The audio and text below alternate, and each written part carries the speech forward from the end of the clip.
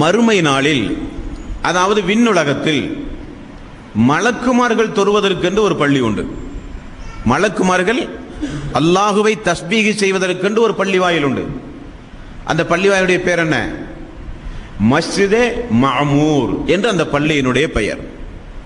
இது மலக்குமார்கள் விண்ணுலகத்தில் அல்லாஹுவை தஸ்பீஹ் செய்வதற்காக வேண்டிய உள்ள ஒரு பள்ளி வாயில், மஸ்ஜிதே மஅமூர்.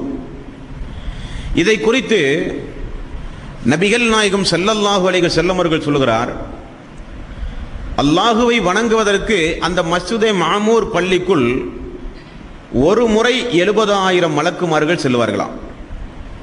அவர்களுக்கு திரும்ப செல்ல அனுமதி இல்லையாம்.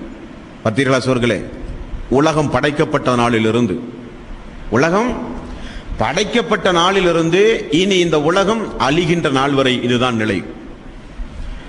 அந்த மஸ்ஜிதே மஅமூர் பள்ளிக்குள் ஒரு முறை 70,000 மாணவர்கள் அல்லாஹுவை திக்ர் செய்ய சென்றால் திரும்ப அந்த புதிதாக உள்ள நுழைந்த அந்த நபருக்கு மீண்டும் நுழைய அனுமதி இல்லை. மீண்டும் புதிய 70,000 மலக்குமார்கள் வருவார்கள். அப்படியானால் ஒரு நேரத்திற்கு ஒரு முறை 70,000 மலக்குமார்கள் அதனுள் நுழைகிறார்கள். திரும்ப அவர்களுக்கு செல்ல அனுமதி இல்லை. மீண்டும் புதிய 70,000 மலக்குமார்கள் வருகிறார்கள் என்றால் மலக்குமார்களுடைய எண்ணிக்கையை நாம் கற்பனை செய்ய வேண்டும். அது எண்ணிக்கையால் அடக்க முடியாது.